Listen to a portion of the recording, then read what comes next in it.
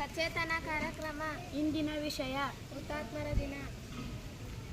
ದಿನಾಂಕ 30/1/2026. ನಮ್ಮ ಶಾಲೆ ಹೆಸರು ಸರ್ಕಾರಿ ಹಿರಿಯ ಪ್ರಾಥಮಿಕ ಶಾಲೆ ಸಂಬಾಪುರ್. ನಾವು 7ನೇ ತರಗತಿಯಲ್ಲಿ ಓದುತ್ತಿದ್ದೇವೆ.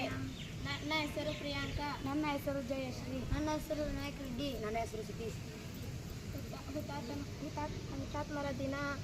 ಹುತಾತ್ಮರ ದಿನ ಅಥವಾ ರೈತ ದಿನವನ್ನು ಭಾರತದಲ್ಲಿ ಪ್ರತಿ ವರ್ಷ ಜನವರಿ 30ರಂದು ಮಹಾತ್ಮ ಗಾಂಧಿ ಅಥವಾ ದೇಶಕ್ಕಾಗಿ ಪ್ರಾಣಾರ್ಪಣೆ ಮಾಡಿದ ಮಹಾವೀರರನ್ನು ನೆನೆಯುವ ದಿನವಾಗಿ ಆಚರಿಸಲಾಗುತ್ತದೆ.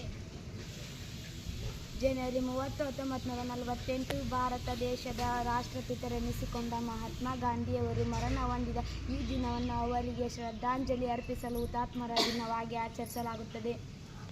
ಹುತಾತ್ಮರ ದಿನವನ್ನಾಗಿ ನಾವು 30 ಜನವರಿಯಂದು ಆಚರಿಸುತ್ತೇವೆ. ಇನ್ನೊಂದು ದಿನವಾಗಿದೆ ಮಾರ್ಚ್ 23ರಂದು ನಾವು ಹುತಾತ್ಮರಾಗಿರುವ ಭಗತ್ ಸಿಂಗ್, ನೇತಾಜಿ, ಉಳಿದ ಇನ್ನಿತರ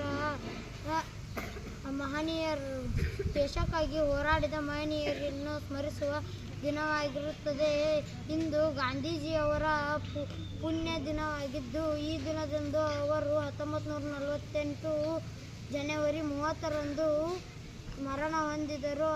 ಈ ದಿನವನ್ನು ಹುತಾತ್ಮರ ದಿನ ಎಂದು ಆಚರಿಸಲಾಗುತ್ತದೆ. ಭಾರತದಲ್ಲಿ ಹುತಾತ್ಮ ದಿನವನ್ನು ಜನವರಿ 30ರಂದು ಮಾತ್ರವಲ್ಲ, ಭಗತ್ ಸಿಂಗ್, ರಾಜಗುರು, ಸುಖದೇವರನ್ನು ಗಲ್ಲಿಗೇರಿಸಿದ ದಿನವಾಗಿದೆ.